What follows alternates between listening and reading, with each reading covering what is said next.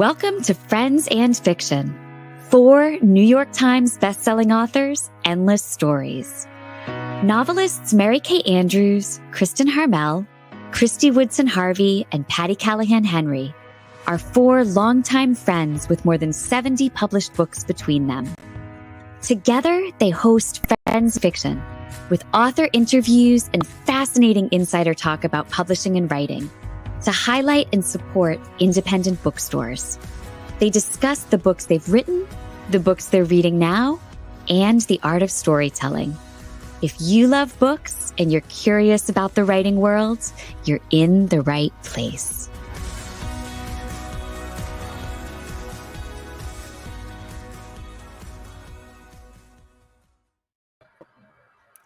Hello, hello.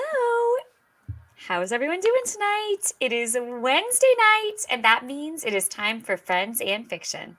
It's the happiest night of the week around here in Booktown. And I am Kristen Harmel. I'm Christy Woodson Harvey. I am Patty Callahan Henry. And I'm Mary Kay Andrews. And this is Friends and Fiction, 4 New York Times bestselling authors, endless stories to support independent bookstores. Tonight, we're going to do something a little bit different. First up, we're going to be talking to Jillian Cantor about Beautiful Little Fools, her upcoming retelling of The Great Gatsby from the women's point of view. And then we're going to have a second half to the show, in which we'll be talking to Jenny Judson and Danielle Mahfood, 2 high school friends who have written a debut novel called The Last Season, which is out now. And we have a really great surprise, because surprises are our gig. But in the after show, another debut novelist, Stacy Willingham, who is a Charleston author who wrote A Flicker in the Dark. It just debuted on the New York Times list tonight, and it is a novel out just last week that already, NV alert, has an HBO TV series deal, and she will join us in the after show. She's having a pretty good week, I would say. You know, like as good weeks go. I'm gonna guess. I would guess. You know, it's always fascinating to us as authors ourselves to learn about unconventional stories and the story behind the story of the most buzzed about books out there. So we're excited to dive in with all 4 guests tonight, and we cannot wait for you to meet them. As you know, we continue to encourage you to support independent booksellers when and where you can. And one way to do that is to visit our own Friends and Fiction bookshop.org page, where you can find Jillian, Jenny, and Danielle's books, as well as Stacy's, and books by the 4 of us and our past guests at a discount.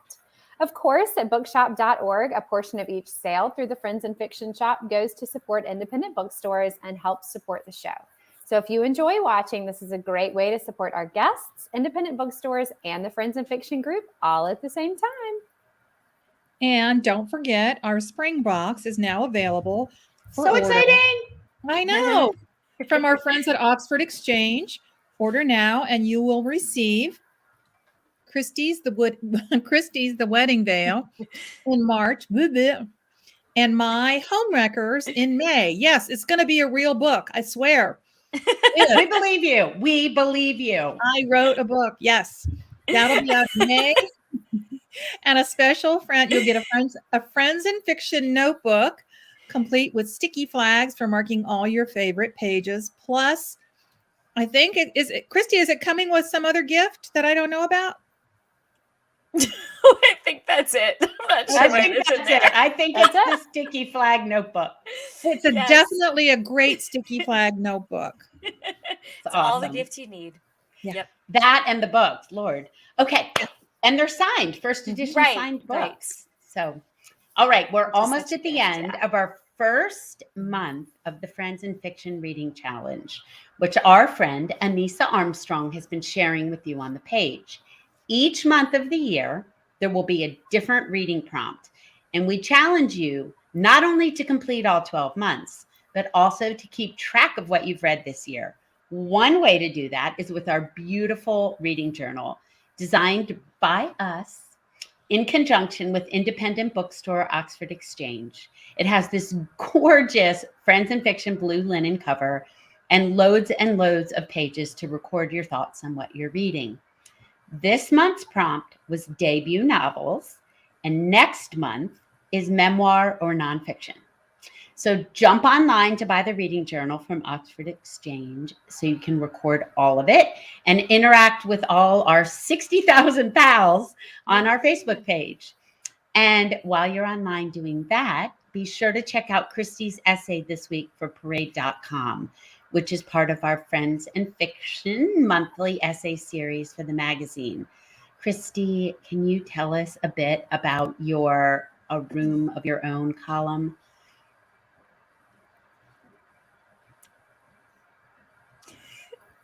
Or not? Yes. Thank you so much, you guys. I'm going to just tell everyone. Oh, am I interrupting you? Y'all, I'm so sorry. My internet's a little glitchy. So if I end up going out, but if I'm like a deer in headlights, that's why, because I can only hear about a third of what you're saying. It's like the Verizon commercial, like the old one. Can you hear me now? So yeah, sorry. But so sorry, Patty. But Kristen, I can hear you really well. It's just you. The other two, I don't know what's going on, but it's me. So, but super briefly, my parade column for this week is about sort of a special gift that my husband Will and baby Will, because he was in on it, I guess, gave me when I first started writing, and how it ended up sort of giving me the permission that I needed to follow one of my dreams. So I hope y'all check it out. I love writing those. I know we all do. And it's a really fun partnership that we have.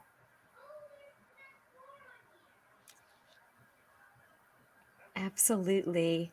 And we also want to take a moment to thank Gallery Books, a division of Simon & Schuster, who happen to be the publisher of both my books and Christie's, for their continued support of Friends and Fiction.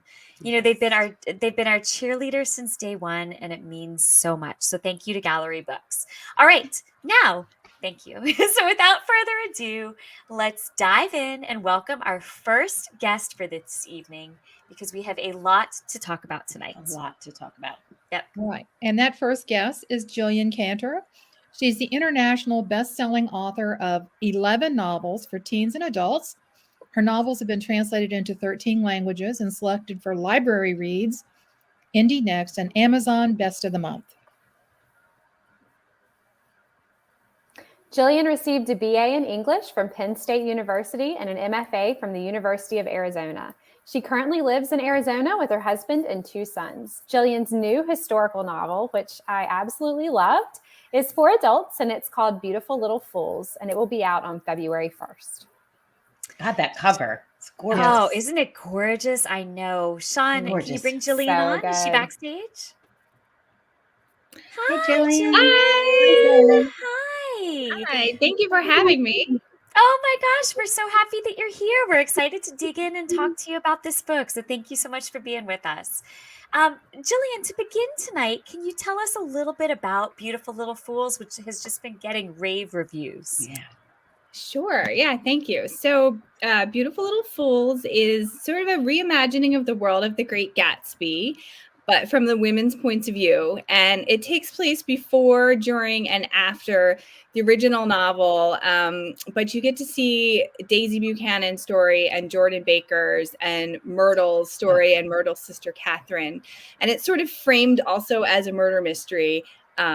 You know, not to spoil the original Great Gatsby, but Jay Gatsby dies in the Great Gatsby. Spoiler alerts. What? And so my novel sort of examines what if he didn't die the way that the original novel casts it, and instead one of these women may have been responsible for his death. So it's like part murder mystery, part historical novel giving these women a voice, and part reimagining of a classic. I love it. I know. It's so, to take these classic stories and do reimaginings, just take it out of the box it was in is so fascinating to me. I want you to start off by telling us a little bit about the title, Beautiful Little Fools, and where it came from. So in the original novel, there's a line which has always been one of my favorite lines. I'm a huge fan of The Great Gatsby. I should say first of all, and I have read it, probably like once a year since I was in high school when I first read it.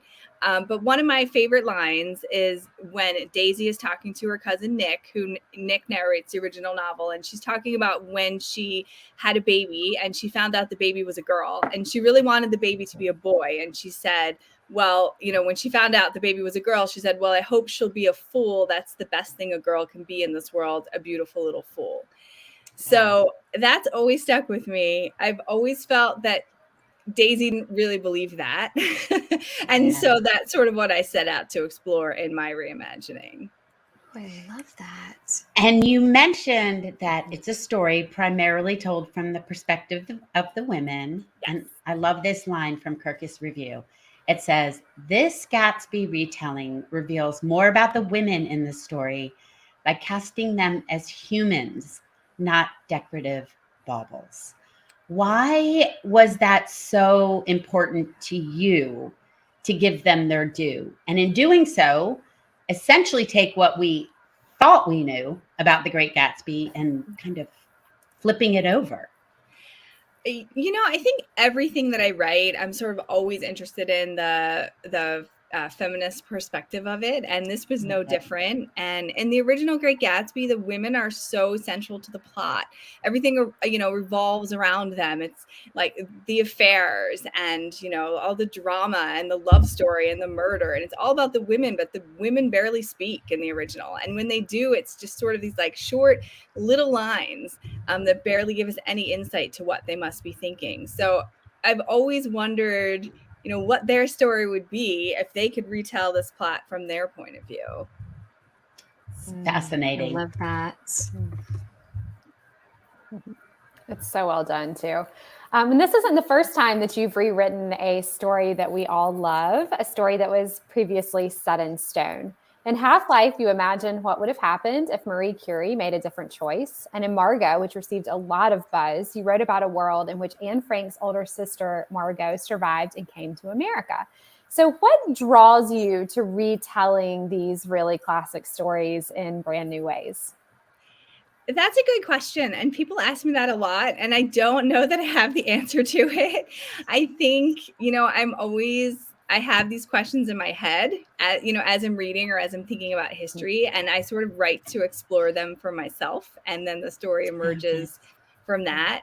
The Great Gatsby, I've always wanted to tell Daisy's story. That's always been in the back of my head. The copyright for the original, it just came into the public domain a year ago. So, that wasn't something that would have been possible before. Even though I thought about it, I don't think I could have done it the way I wanted to if the book wasn't in the public domain. So that was sort of like right place, right time. But I think I always had that like what if in my head, and that's what drives me to write everything. It's fascinating.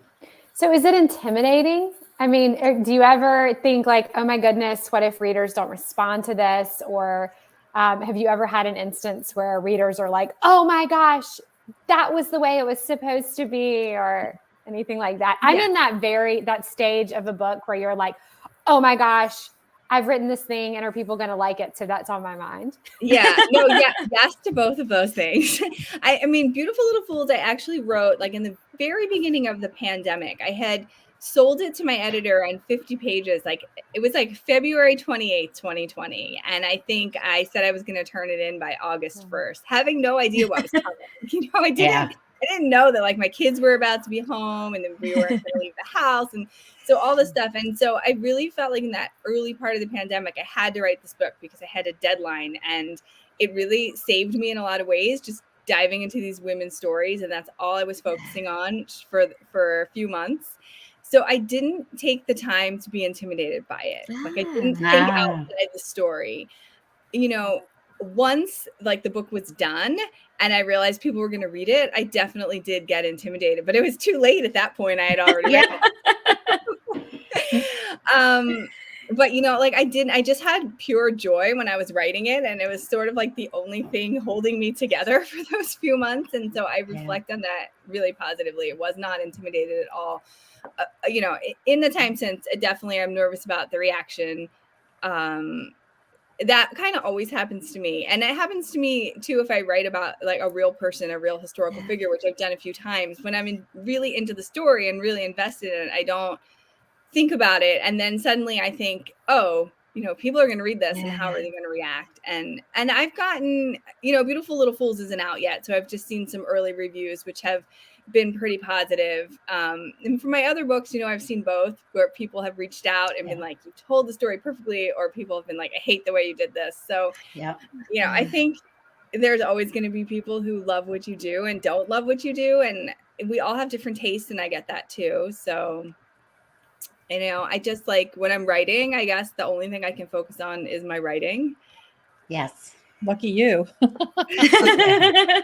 Well, like theoretically, but that's the only thing in my control, right? Yeah. I have the boo bird sitting on my shoulder saying, "You suck, you suck." Oh no! You can't do that, and you can't say that, and you can't. Yeah, you can't do that. Yes. Yeah. Okay. With the exception of Half-Life, Jillian, most of your adult fiction seems like over the last decade has been set during or just after World War II, often dealing with Europe or European culture. Was it a challenge for you this time around to take on really such an iconic American story set during a completely different time period? Yeah, I mean, it would. Well, I had written Half-Life just before this, and so that took place in like the late 1800s, early 1900s, in Poland and in France, and so that felt more challenging than doing the Roaring 20s. And also, I had this new perspective for the Roaring 20s. I think writing this book in a pandemic that I never had before. I knew why the Roaring 20s existed. I just didn't like connect with me emotionally until I was living through my own pandemic. So actually, it was really fun to do it and to go to that time and to be in this time of like revelry, post World War I, post flu pandemic. They were having parties and drinking and wearing amazing clothes. And so it was fun to put myself in that world versus like the 2020 world or even the World War II world where, a lot of it was depressing. This felt like the place where I needed to be at that time. And so did you say to yourself, okay, I'm talking about these women who are, such a huge part of this iconic novel. Did you say to yourself, okay, Jordan has a very complicated emotional storyline as a lesbian coming to terms with owning her own identity, and Myrtle Wilson's sister Catherine? I mean, did you like say to yourself this, and this, or did that just come to you during the process? So I actually like people always ask, if you're a pantser or a plotter, right? And I'm 100% a pantser, except that I was a plotter for this book. so this was like my one exception. I actually outlined the whole book before I started. And I think I did it because I felt I had to work around the original to fit in all the lines and the scenes and the timeline and have it fit with the original. So I decided that I had to outline it. So I actually had like chapter by chapter outlined, and I knew everything about the characters and the story before I started, which has not happened to me before, and I don't think will ever happen to me after this either. So I did know all of it. I wrote my first draft. The final book is actually as I outlined it, with one exception, and I'm not going to spoil anything, but the last chapter did not exist in my outline. And when my editor read the book, she was like, "You're missing the last chapter." And I think I argued with her because I was like, no, I did an outline, and this is where it ends in my outline. And then obviously I realized she was right. So I had to add a last chapter. But I did. I don't know how I was able to figure it out beforehand, but I did figure it out beforehand. So I knew going in who these women were and what they were going to do. And yeah. I think it's fascinating that each book calls for a different way of writing it.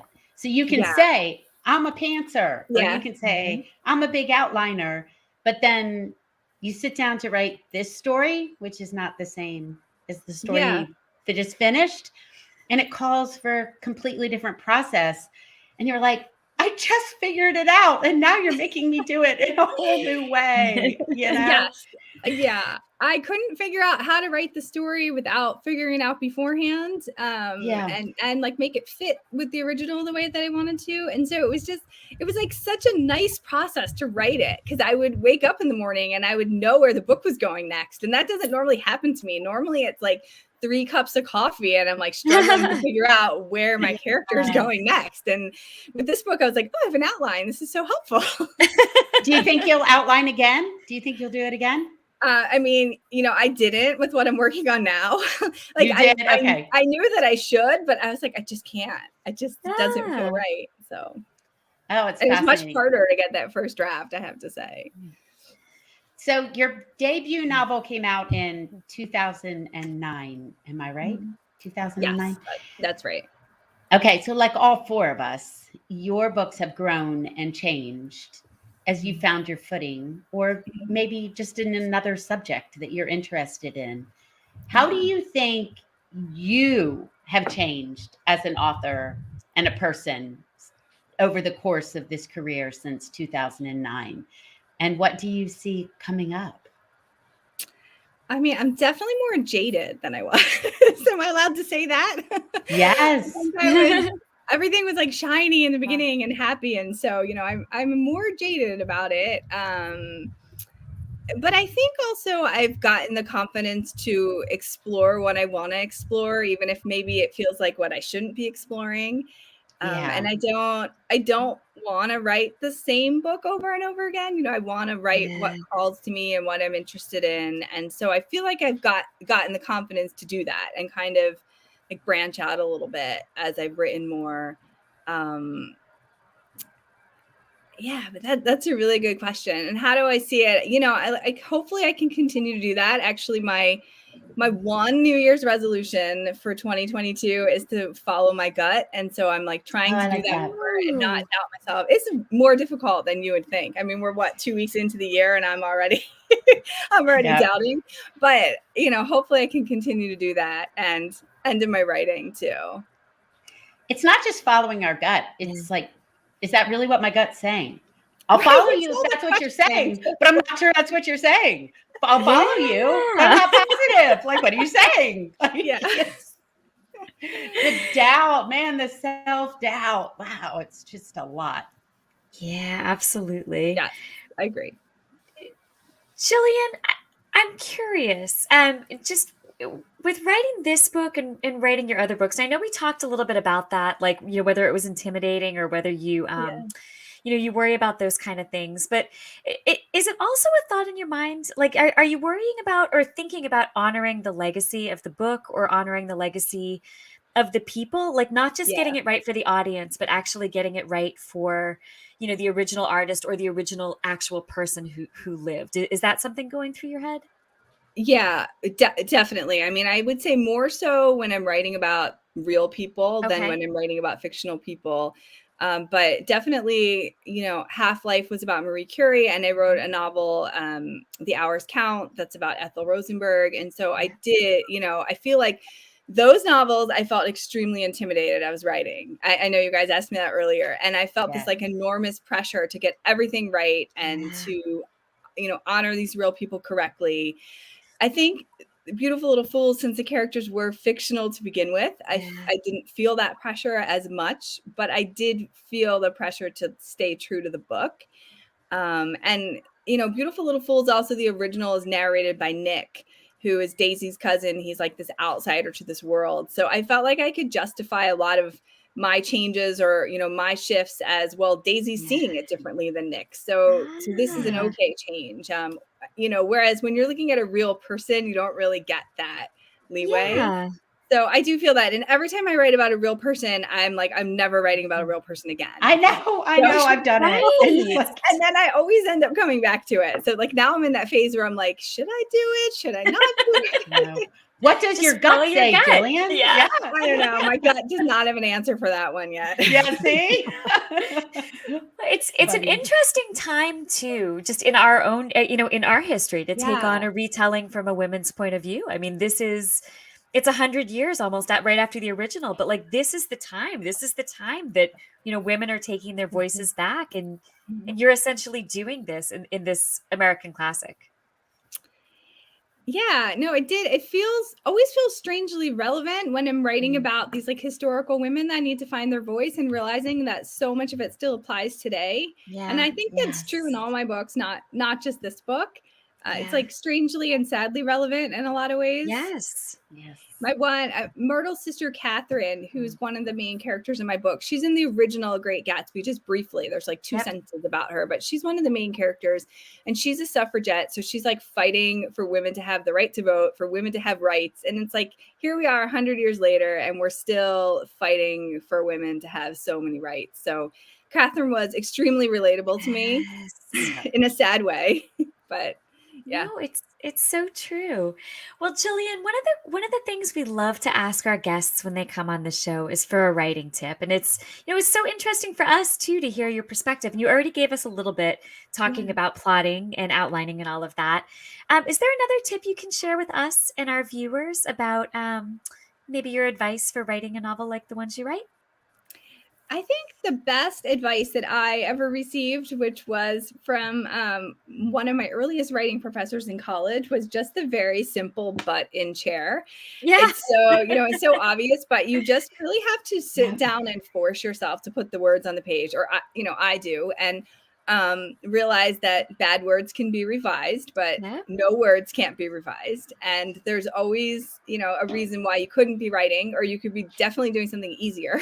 I think, but you just have to sit there and you have to do it. And otherwise the words don't happen. So I think that, and then also just like reading widely in the genre that you're writing, or other, like finding the books you love, finding the areas you love, and then reading a lot.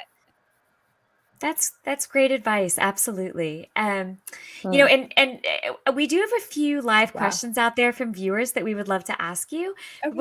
Before we do, quickly, I just wanted to remind everyone out there that for our reading challenge, which we've been talking about with our reading journal, one of the prompts this fall is to read a retelling of a classic. So if you pick up Jillian's book now, you'll be all set for that challenge this fall. So just a little reminder of that. May? Is it? I thought it was No, maybe it's the fall. Sometime. You think I would have them memorized? It's sometime in 2022. Let's see. Sometime. It's September. A retelling of a myth or a classics. That's perfect. Yeah. That's this perfect. would be just a great fit for that. Christy, did you want to grab a live question for Jillian? Yes. So Carrie Sutterman has a great question. She said, did you listen to music from the 1920s while you were writing? That's a great question. So I actually didn't while I was writing, but I did just make a playlist for like it was a piece that somebody asked me to do. And while I was doing it, I was thinking I should have been listening to this music while I was writing, but I didn't do it. I love to write in complete silence, which my family absolutely loves, as you can imagine. But I don't normally listen to music while I'm writing. Like I'll listen to it when I'm not writing later that night to sort of like get inspired, or I'll watch a movie from that era. But I like to have that complete silence when I'm writing so I can hear my characters talking in my head. But I do like the music is really fun from that era. And I like the playlist that I made. I was like listening to it yesterday. You'll have to post it on our Facebook page because now that you said that out loud, they're going to want to know. Yeah. No, the music is really fun. But I didn't. Awesome. Let's see. Sharon Person says, this is such a great time period to center a story on. What is next for you? Well, that's a very good question. And I can't really share too much about it because it's not set in stone, but it is another, let's say vaguely, sort of like another feminist reimagining of a classic. Awesome. Oh, I love it. We're here for that. We're here for it. Yeah, exactly. That's awesome. That's awesome. And Jillian, we have another question from a viewer. This is also from Sharon Carlson Person. I guess she's a lot of questions tonight. This is great, Sharon. Thank you. She was wondering if any of the storylines or characters surprised you with how they turned out. Well, since I outlined, I don't, they didn't surprise me too much. But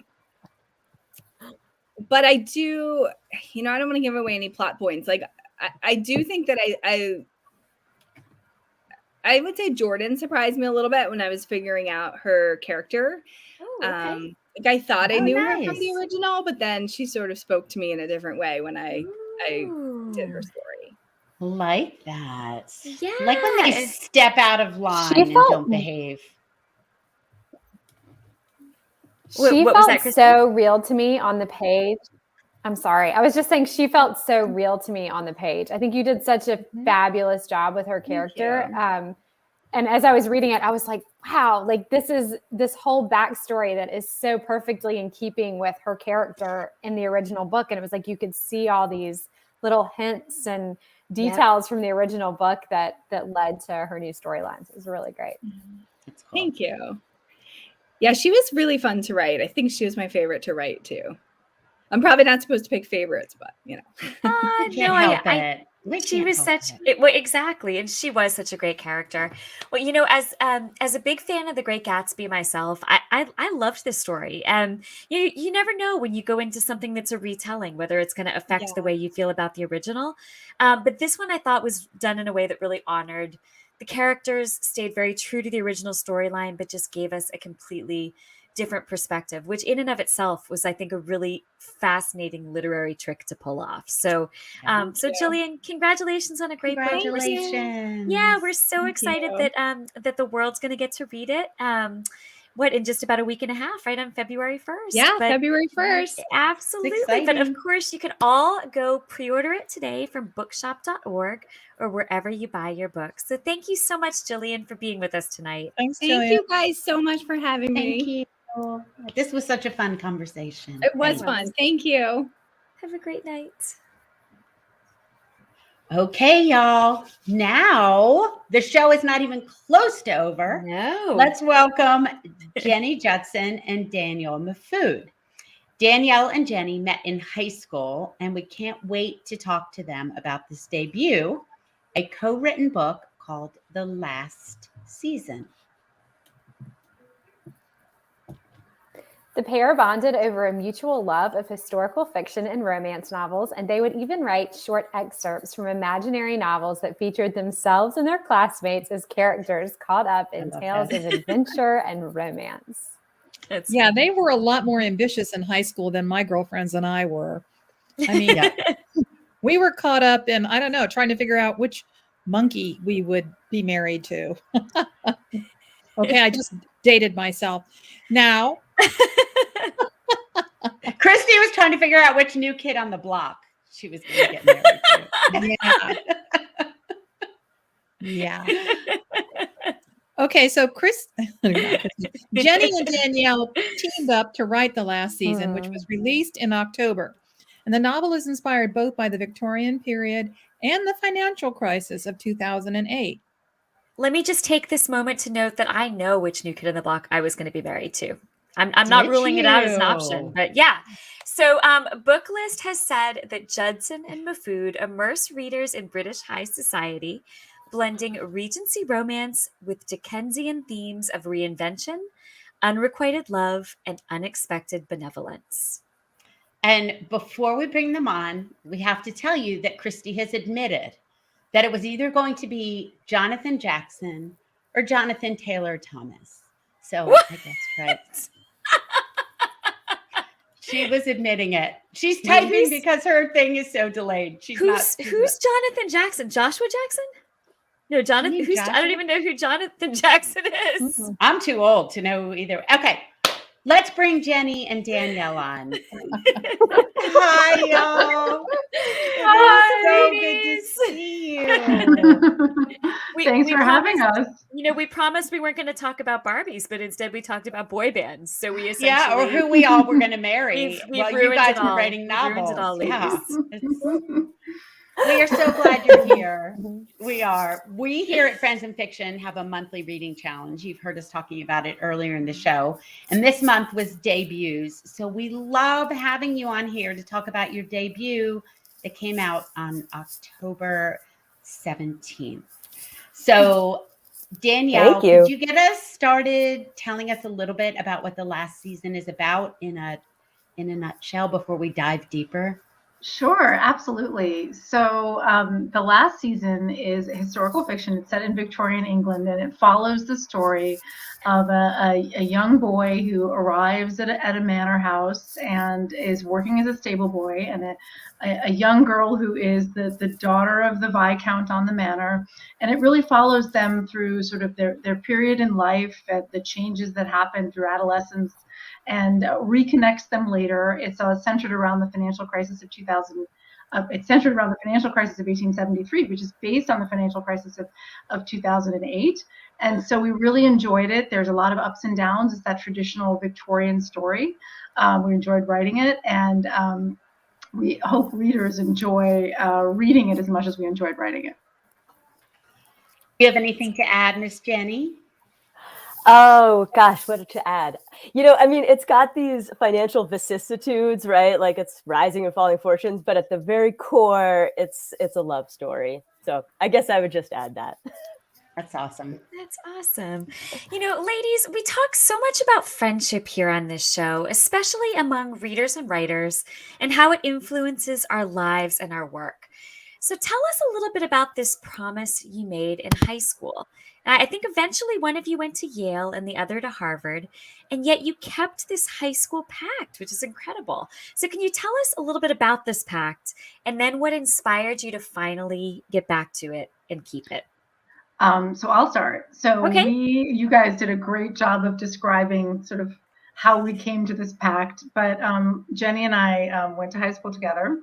And we were in a specific class, and it was a human physiology class, which sounds crazy, but we did a lot of like taking a blood pressure and dissecting random animal parts. It was very weird, and we all thought we would be doctors, but not really. And so there might have been a period of time when we got a little bored in class, and I will remember very distinctly, instead of passing me a note, Jenny literally wrote 2 pages and featured the guy I had a crush on at the time as the hero. And there was a beach, there was a horse, there was me as the heroine. It was amazing. And that little piece of paper made its way around school to boys, etc. No! It was, pre-social media. It was crazy. So it was very embarrassing. Oh no! Oh my gosh. But we took it in stride. And so for us, it was sort of the beginning of this joke that we had for years, which would be that, maybe we'd write a novel one day. And actually, Jenny, dedicated. Jenny, do you want to talk about the high school yearbook? Sure. Yeah, so we talked about this for a long time, but it was as a joke, and it was sort of silly, except in the high school yearbook, I wrote in, how you used to write entries to your friends and everything was kind of coded language and all that. Yep. Danielle, I wrote, I'm gonna dedicate the first trashy novel to you. And that was my note to her in the yearbook. But as time went on, we kind of kept doing this, and I would write these excerpts for her birthday as we went through college. And God, I love this. Yeah. And I got married very late in life, by the way. So I got married a little bit later. So I was, well into my 30s, and she's showing up at my birthday party with, like a romance novel written about me and a potential random suitor. Might be happening in the future. But one day we were in our 30s. We went to see The Young Victoria, which was a movie with Emily Blunt. I don't know if anybody's seen it. It was a rainy day. We were living in New York. We went to this theater, and we both loved the film. We're coming out. There was this escalator. I sort of still remember it. We're on the escalator going up into the gray day, and Danielle turns to me and she's like, "We are writing that book now. Like we're today. We're starting." And we walked to Barnes and Nobles and checked out what was on the shelves, and didn't actually see a ton of historical fiction set in the Victorian era, which we were very interested in. So we thought, well, let's go there. We love that era, and we're not seeing a ton set at that time. So let's go for it. I love it. So prior to that, was it ever a crystallized idea that you really would write a book one day? Or was it just kind of something you were joking around about and that you had fun back and forth about? Like, did either of you ever think this is legitimately something I'm going to do with my life? So no, we both have like full-time jobs. Actually I was thinking about this earlier. I had 2 interviews today. I'm applying to another job within my company. I was like, my 3rd interview is going to be tonight. So that's totally unrelated. So yes, no, this was never part of my plan for sure. I'm in financial services. This was always for fun for me. And I know, for Jenny too, like this is always just kind of something on the side that we did for fun. And I think we have very different careers. So I'm an English teacher, and I think like many English teachers, I have dreams of writing. I love reading. And I had this idea that I would write a book. This wasn't the one I thought I would write. That's awesome. That was more of a sort of it was just for fun. And actually, I think one of the reasons we were able to do it and to kind of see it to completion is that we did see it as a fun project. So I think we never took ourselves so seriously that we like got in our own way. Yeah, absolutely. Like I would say that like for me, when I would be sitting down to write, and I would write and absolutely anywhere. I mean, it took us over 10 years to get here, right? So for this first book, from when we started, if you know The Young Victoria, it came out, I think in 2009, which was a really long time ago. And so we just, I would write everywhere. I would be on a business trip and I just pop up in my laptop, sit with my glass of wine and start writing. I'd be going on a run or a walk and think of an idea and, pop up in my phone and just say, this is the idea, and go back later and, write it down. So it was just something that we did along the way that's turned into, a really great project to share together as friends over all this time. And that part of the wonderful thing about it too is that all of our friends from high school have like shared in this story.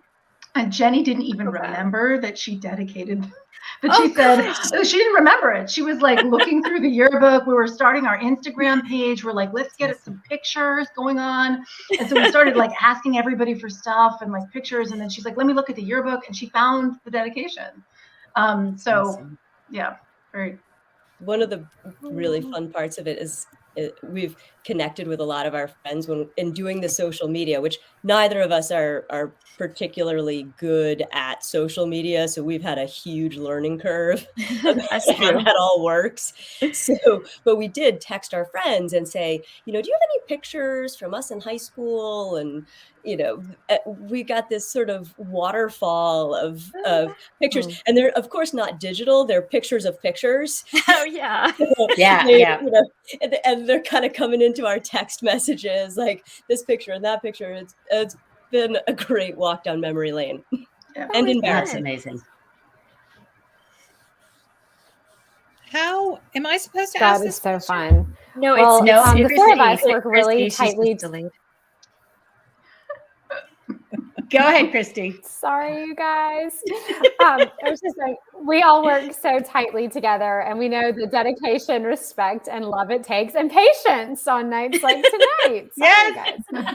I jump in and ask you're someone not else's full-time authors, and you don't live close by each other. So how did you write in one cohesive voice despite all of that? Can you tell us? I'm always so interested in like the nuts and bolts of co-writing. Mm-hmm. Like, what did this look like on a day-to-day basis?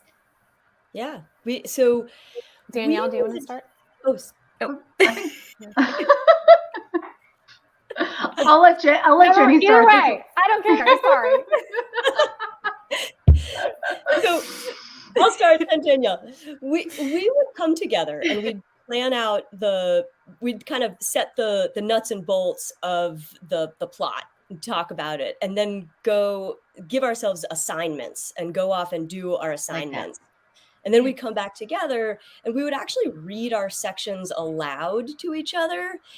And I think doing that allowed us to smooth out differences in our voice, because we do have different writing styles, but I think it started to kind of come together along the way. I mean, I feel like we learned a lot from each other as writers, that was fun too. Yeah, I mean, absolutely. I would say that we learned a ton from each other, and that, you know, sort of with respect to our styles, Jenny's focus was often on sort of the beautiful atmospherics and sort of the great descriptions. And so in the novel, a lot of that is Jenny, but I focused on driving the plot forward and the dialogue. And so I think that helped us in a way kind of bring each other to learn about how to write together. Although I think Jenny might have known how to write more than me because she is an English teacher. So she's grading papers about writing. I'm not. But I will say that we were lucky because in the beginning, we originally conceived of the book as a first person narrative from 3 perspectives. So that gave us a nice, clean set of characters to write, right? So I had, you know, Miss Fairfax, Jenny had Cassandra, and we split Crispin, and so it worked well. But then, of course, we switched it all around in the most massive rewrite ever to turn it into the 3rd person. So that was pretty rough, but you know, it worked out well. Oh, that's so interesting, because a lot of times in co-written books, you don't know who wrote what parts, and you're telling us what parts you wrote. That's amazing. I love it. Inside baseball. Yeah, I love it. Yeah. Okay. So I have to know, did it draw you closer as friends, or are you like, I'm never doing this again? Yeah. Great question. It did, actually. It did draw us closer. We have a number of people have asked, like, did you have any like creative, you know, tussles and stuff? And we really didn't. Awesome. I think we didn't bring a ton of ego to it, I guess. And so often I don't think we got our backs up against things, you know, or about things. Like sometimes Danielle would be like, you know what, this sentence is too long. Like, I don't get what's going on here. And it's true, right? Sometimes writing is just, you know, you got to get your character from point A to point B, and you don't need to know every move that they took across the carpet. Yeah, or Jenny would use a really big word, and I'd be like, I have to look that up, so I'm not sure what this means. And do you think our readers one day will even understand what this word is? So, like, let's think of me as the lowest common denominator of the reader here. So, but yeah, but no, yes. So we didn't, and to be honest, like, I was just thinking, you know, we, you know, listened earlier to Jillian Cantor, and I was just, Jenny and I were texting, and I was thinking, like, you know, this is just so fun. Like, it's so fun that we get the chance to have this experience together. It's so fun that we get to go on like book signings to the places that we love and see friends that we love and have them visit us in the bookstore. And, you know, it's just a lot of fun. That's awesome. It is more fun when you get to do that with a friend, isn't it? Like, we've all realized that too, I think. Yeah, definitely. Yeah. All right, Miss MKA, go for it. Well, I just kind of want to ask, Jenny, did you ever grade Danielle's work? Like, like needs more work, or needs bigger words. Yeah. Red pencil. Not good. Red pencil. I did not do that. I did not grade. Wait, Jenny, you haven't done it, or you haven't shared it with her? Oh, their friendship was fine until Kristen. Everything was great until Kristen. We're never going to survive this show. It was fine until Kristen. That's, we try to be right. We try to dynamite people's relationships. Let's blow it up. Here's the true test. Yeah. You really think it was okay? We're going to show you. Yeah, the friends in Friends and Fiction is an ironic friends, right? Yeah. Okay. I think like the biggest issue, one of the biggest issues. So there are 2 things that came up. One, there was a scene that Danielle wrote that I still to this day think was like the best. You know, it's on the cutting room floor, but I loved it. Whoa. And our editor said, it doesn't belong here in this story. And I had a little conniption fit about it. I was like, no, you know, so, but it was a scene that Danielle wrote.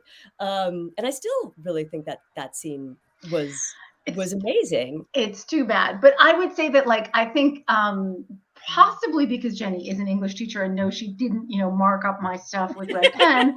However, I think for me, the whole thing has been like, you know what? If the editor doesn't like it, why are we going to do it? Let's just throw it on the floor. Yeah. I'm much more willing to say, I don't care. Let's just move on.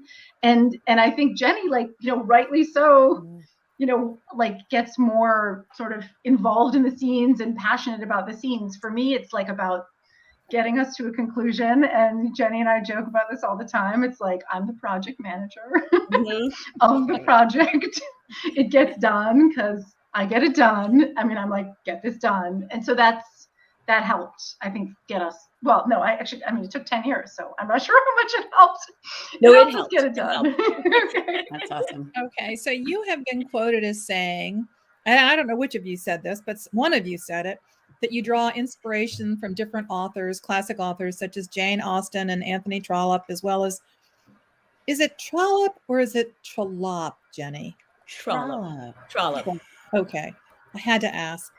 I mean, I know who he is, but I just, I don't drop that name into casual conversation that often. Now you can.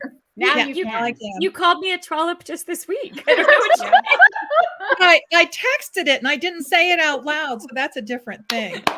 Okay. You also say that you've been influenced by contemporary authors like Daisy Goodwin and Julian Fellows, and of course me. I made that part. Of course, I'm sure the reader can see this in your work.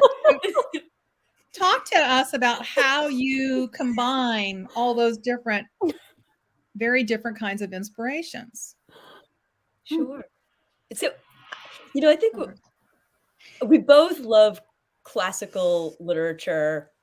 I teach it sometimes, but like Jane Austen, for example, we love her. We've read Pride and Prejudice probably between us. We're definitely getting close to about 50 times, together, and watched every version of it. I love the classics, and Danielle and I both were voracious readers as kids. But we also love a good, fun, contemporary story, something that's zippy and it's a page turner. So I think we tried to write a book that maybe took inspiration from some of the classics in terms of theme and some atmospherics, but also we wanted it to be, one of the biggest compliments we've gotten is that it's a one-night read, or that, someone will say, I read it in 2 days. And we're like, yes, because that's what we want. We want people to have fun while they read it. Yeah.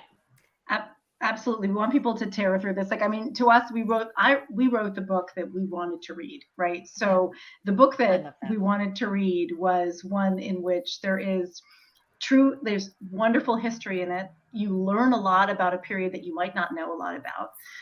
There are historic figures, but the main characters are fictional characters, right? So the history kind of brings you along the story arc, but really you become attached to the characters, which is what you want. Yes. And it's much easier to write fictional characters than it is to write historic characters. And and really we just wanted we wanted to play out a romance that gives you, sorry, spoiler alert, a happy ending. And, one in which, you can just kind of smile and say, oh my gosh, I'm going to pass this on to a friend to read because it really made me happy and made me smile. So I think, Anthony Trollope might not make you smile all day long, Mary Kay, right? Because it's, it's very deep and very intense and uses a lot of big, big, big words that I frankly need to look up all the time. However, so if you combine the story that sort of the rising and falling, the traditional Victorian period elements with a faster, zippier beach read, you kind of get what we hope to write, what we think we wrote. That is awesome. So Carrie Soderman just sent in a comment for you, Mary Kay Andrews, and she said, "Holla, Trollope." I'm never going to live it down. Never. Okay, Jenny and Danielle, please don't leave. We have one more question for y'all. So stick around for a minute, but we have to talk about some of our favorite things, which is what our friends and fiction community is up to. Mary Kay? Yes. So this is just a quick reminder for our writers about our Writer's Block podcast. We will always post links under announcements each time a new one drops. I love using that word. I know. That's why I give you that one. I know. So you can say that. So you can say that. I know. A new episode drops each Friday. On the last episode, Ron was joined by Genevieve Graham and Julia Kelly to talk about breathing life into history. And this week, Ron and Patty had a fascinating conversation with Rachel Hawkins about her new novel, Reckless Girls, which was released on January 4th and was a Book of the Month pick for January. She calls it the Island Murder Book. She's fun. I love her. Yeah, she's awesome. Hilarious. It's such a fun interview. You guys got to go check it out. So don't forget to subscribe wherever you get your podcasts. And while you're hitting those subscription buttons, make sure to subscribe to our newsletter and our YouTube channel so you never miss anything. You can also find selected back episodes on Loco Plus, which is LOCO Plus. It's a new streaming platform, which also includes loads of brand new content from other independent creators. Yeah, we're really happy to be there. It's a great new really platform. Cool. Yeah, it is. Cool. Yeah, it's a lot of fun. So if you're not hanging out with us yet in the Friends and Fiction official book club, you are missing out. The group, which is separate from us and is run by our friends Lisa Harrison and Brenda Gardner, is now more than 10,000 strong. We say that every week and it still blows my mind. I mean, I'm just amazed. They've done such a great job. So don't forget to join them this coming Monday, I believe, January 24th, when our friend Wade Rouse, who writes as Viola Shipman, will be joining them for an in-depth chat about The Secret of Snow. And he'll be taking your questions. So it's going to be a lot of fun. That's awesome. Yeah. And don't forget to join us for our next episode of Friends and Fiction next Wednesday, right here at 7, when we will welcome Amor Tolls. Tolls? Tolls. See, my mouth doesn't work so good. On February 2nd, we're going to host Alafair Berg and Allison Pataki. And if you're ever wondering about our schedule and who's coming up, it's always on our Friends and Fiction website, and it's on the header graphic on our Facebook page. Oh, I'm going to ask another question. Go for it. Tell us, on the subject of debuts, how did it feel to have your first book out together, and how did you navigate that happening during COVID? Wow. Well, I'll start. It felt amazing. Like I think I said earlier, it was 10 plus years in the making, so we couldn't believe it. I think COVID might have helped in a way. Obviously, helped in the way that, as I understand from our friends who've written books in the old days, you used to tour around the country and go to book fairs and book signings in different bookstores in different cities. And so for me, it was actually really nice to just be doing a lot of interviews like this and doing a lot of podcasts and kind of making it a little easier to sort of inch our way into this. But it was really fun. We got a fall where we had a lot of book parties, here in the New York City area, or in the tri-state area, which was great. So it was a lot of fun. I don't know, Jenny, if you have anything to add. Again, I would say it's been great to do it with a friend, because the number of times we sort of turn to each other and are like, wait, what are we doing? Ooh, how do we handle this? And I think if I were doing it on my own, the nerves might just kind of take over, but we get to bounce back and forth. I think sometimes we calm each other down. We're good like that, in that we have the time that I'm most nervous, Danielle is really calm, and vice versa. So I think we've balanced that well. Well, it's having your people in this crazy publishing world. Yeah. There's just nothing better. I mean, we have each other, and you can bounce stuff off or say, you would not believe what just happened. Yeah. And somebody else be like, I don't get it. What? Yep. But your people know. So y'all have been such a pleasure to meet, and we're so excited for you. And thank you for coming on the show with us and talking about co-writing and debuts and high school packs. Y'all are amazing. Thanks for joining us. Thanks for having us. It was a lot of fun. You guys are awesome. Great. Thank you. Thanks, Lise. All right, y'all. Now make sure to stay for the after show with Stacy Willingham and A Flicker in the Dark. And don't forget that you can find all of our back episodes on YouTube. We're live there every single week, just like we are on Facebook. And if you subscribe, you won't miss a thing. Be sure to come back next week, same time, same place, as we welcome the astounding immortals of the Lincoln Highway. See you in a minute.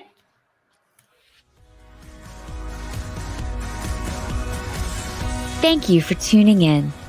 You can join us every week on Facebook or YouTube, where our live show airs on Wednesday nights at 7 p.m. Eastern Time. Also, subscribe to our podcast and follow us on Instagram. We're so glad you're here.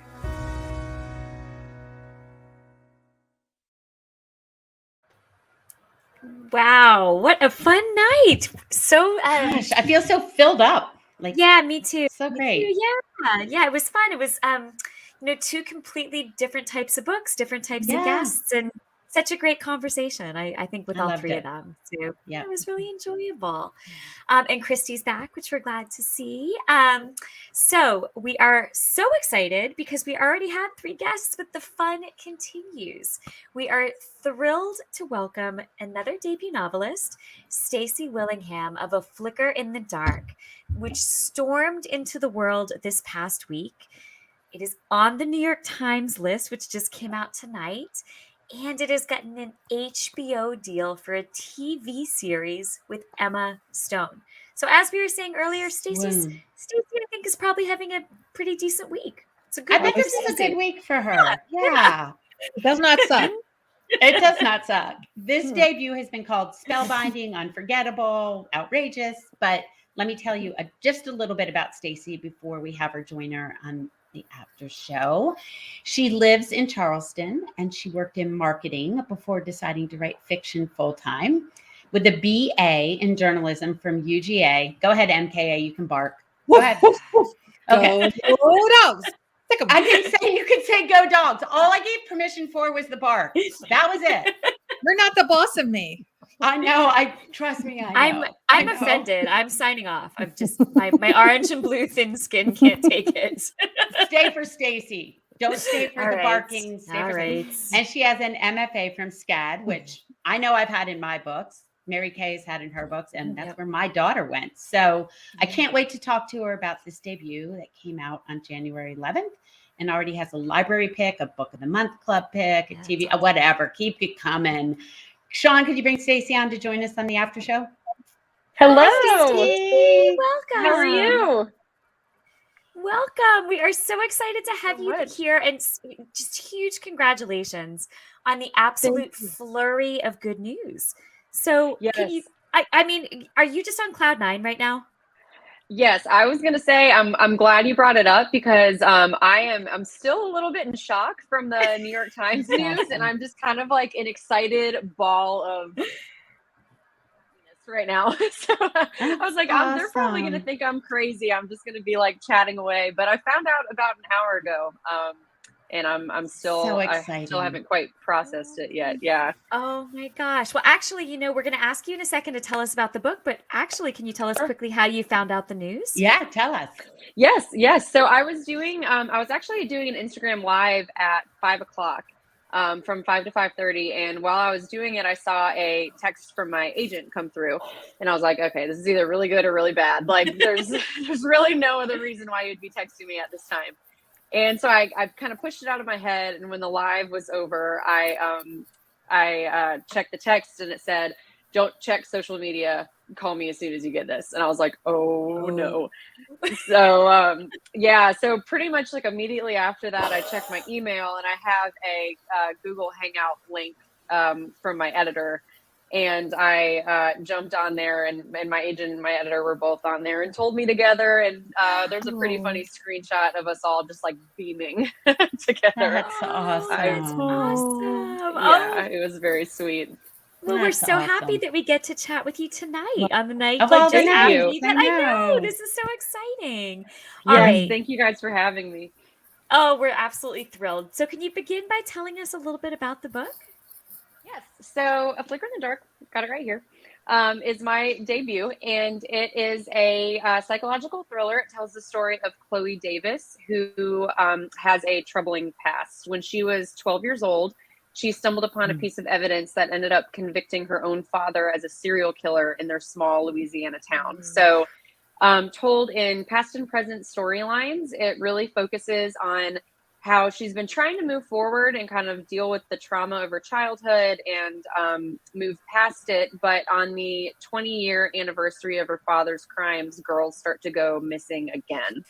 And the past kind of just comes crashing around her. So I can't really say much more than that without giving away any spoilers. But yeah, in a nutshell, that's pretty much it. Okay, well, first of all, Stacy, you and I have to talk about, the national championship Bulldogs. Yeah, really I really appreciated that barking. Damn good we dog. Waited a long time for this. So. Yes, you did. We have so much to talk about. We could talk about our favorite places to go in Savannah, blah, blah, blah, blah. Yeah. But I'm supposed to ask you about this twisty storyline. And, it's kind of mind-blowing because a thriller with two different back and forth time periods, that's not really normally debut author stuff, Stacy. Yeah. I mean, how did you get this twisty storyline? Yeah, so I have always been very interested in psychology, and I've always kind of been into dark stories, I guess. I mean, I feel weird saying that, but for example, when I was growing up, my parents and I used to watch a lot of like Alfred Hitchcock and Columbo and The Twilight Zone together. So from as early as I can remember, I've been kind of into spooky stuff.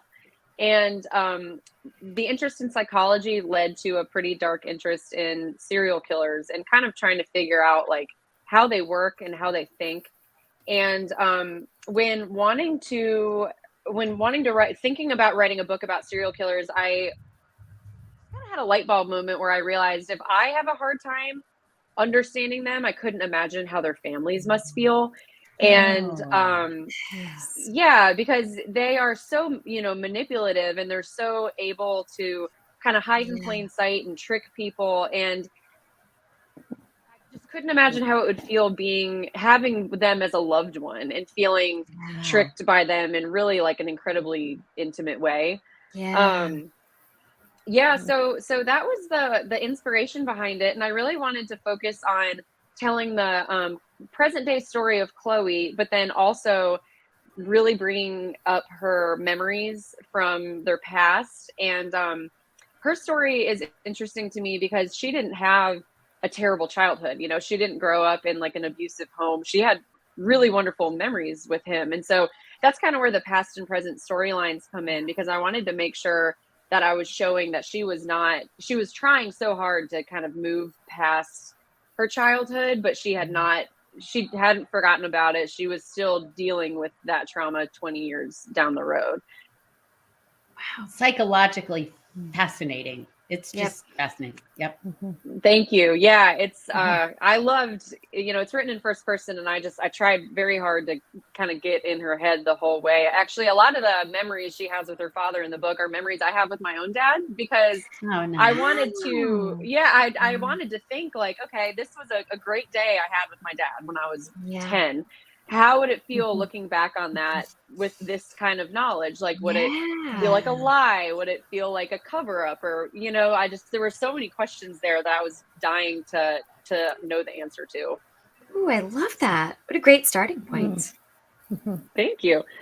And a nice little time capsule for you too. I mean, I love incorporating like those real family stories into things, I mean, in a twisty way, but still the real right. I had to put in the acknowledgments. I was like, I understand the conclusions you may draw here about my parents, but they're wonderful people, I swear. That's funny. I love that. Well, with an MFA from SCAD, I'm assuming that you always meant to write a novel. You can correct me if I'm wrong. But what has been your favorite part of this debut journey? Gosh, there's been a lot.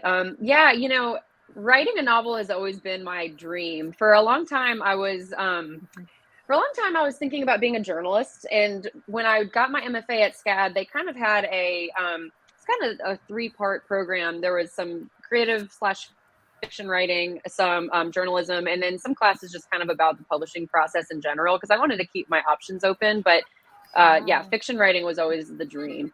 But I would say the part about all of this would be hearing people's reactions to the book. I have always been very private with my writing. I didn't tell anyone except for my husband and my family and like a handful of close friends that I was even trying to write a book. And I had been trying for about 7 years by the time I got my my agent and my book deal. So when I kind of announced the book deal to the world, it was like a huge shock to everyone in my life, because they were like, wait, what? Like, I didn't even know you wanted to write a book. So keeping my writing so close to my heart for so long was putting it out into the world was super, honestly, kind of anxiety inducing for me, because I hadn't gotten a ton of feedback. But now that it's out in the world, I'm hearing from readers, and for the most part, they just like have really wonderful things to say, and they're connecting with Chloe and they understand her. And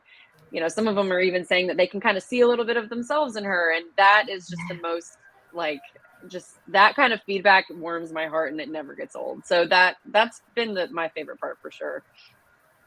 And I think it's so good for writers out there to know that this looks like so easy. Yep. Her first book, great idea, boom, New York Times and a movie. And to know that there was, you went to MFA school, you wrote it for 7 years, you worked on it. I think it's so important to kind of tap back to that, even as you celebrate this, debut success. Yeah. And I'm glad you bring that up. And I'm, on the one hand, I know that the experience I've had so far has been incredibly lucky, and I've gotten lucky along the way many times. And I know it's not the normal experience, but you are right. I mean, I went to school for this. I got my MFA. When I say it took 7 years, A Flicker in the Dark, it's my debut, but it's actually my second novel attempt. I wrote a first novel, couldn't get an agent, tried for 2 years. People need to hear that. That's amazing. Yep. I got rejected by over 100 agents at one point. And then A Flicker in the Dark came to me, and I wrote that and tried again. So I think that's it's awesome. Yeah, there's a lot of rejection in this industry, but if you stick with it, it pays off. So perseverance, baby. There are a lot of agents crying tonight. Yes, there are. Yes, there they are. were all Christy. so nice, though. They politely rejected me. None of them were mean. So they're still weeping in their wine tonight. Yeah. Trust me. So before we wind up, I just want to talk about really quickly serial killer research. I'm not sure I'd be able to sleep if I was doing serial killer research. So because I mean, I don't know. Look at you. You're so lovely and not serial killer like. And my pink office. Yeah. Everyone's always like, and your pink office. And you're writing about serial killers. Yeah. So I want to know a little bit about how the research affected you before we let you go pop some champagne and really celebrate with your family. Yeah. Thank you. Yes. It's funny. Like, I did do a lot of research. Absolutely. But, the research I did was more on like psychological aspect of serial killers and like the people associated with them. Because having kind of an inherent interest in kind of dark, creepy stuff and true crime. I mean, I already knew a lot of information about a lot of serial killers before I even went into writing this book. But I'm just one of those people where always like, why do you do this to yourself? But I mean, I'll read a scary book and I'll watch these documentaries, and then I see a shadow in the corner at night and I'm like, oh my God, can you turn on the light? And he's like, why? Like, why do you do this? But I guess I like the adrenaline of it. I have no idea. But yeah, there's all kinds of stuff I read that keeps me up at night, but I keep going back for more. I don't know why. Because it made you write this incredible novel. That's why. Yeah, exactly. And apparently other people like it too. I mean, people have a serial killer fascination. That does not make sense. So yeah. Well, and Karen Slaughter, we noticed, blurbed it, and she's the queen of the creepy stuff. So she is the queen, yes, and she gets a lot darker than I do. So I don't even know where she goes. It's Yep. Yeah. Actually, I saw her kind of a little bit of a full circle moment for me as I went to a writers conference in 2019 when I was still trying to get agented for my first book attempt. And it was kind of like a last ditch effort to try and meet some agents and see if I could make it work. And Karen Slaughter was the keynote speaker, and I really wanted to see her speak. Oh, wow. And so when I was writing A Flicker in the Dark, I was in the audience of this conference just getting inspired by her. And then a year later, I got her blurb. Yeah, just crazy how life just works out. I love that story. Have you had a chance to share that with her, Stacy? Yes, when I got her blurb, I emailed her. I just kind of quickly said to her agent, if you could pass that story along. So I think she's gotten it. I've never spoken to her in person, but yeah, that's why her blurb, I mean, it's Karen Slaughter. It means so much, but to me, it even kind of means more than that. That's awesome. Yeah. Well, Stacy, we're all so happy for you, and just what Thank a you wonderful, so much. And we're so honored to be a part of your special night tonight. This is a very exciting night for you, and we're happy you spent a little bit of it with us. So I hope we get to meet in person sometime soon. Yes. We'll let you know when we head to Charleston. We all need to. Yeah, I had a blast. We'll all be in Savannah. You guys talked earlier. We'll all be in Savannah in February. Come on down. Come down and join us. His whole family lives in Savannah, so I would join us. Be there. Yeah, come see us. All right, everybody out there, remember Stacy's new book is A Flicker in the Dark. You can pick it up this week wherever books are sold. We are so excited for you, and to everyone out there, we encourage you to support the authors we had on tonight, particularly the debut authors, particularly Stacy, who obviously has made such a huge splash in the literary scene. And we will see you next week, same time, same place, for the astounding Amor Tolls to talk about the Lincoln Highway. Thanks again, Stacy. Thanks. Thank you so much. Good night, Bye.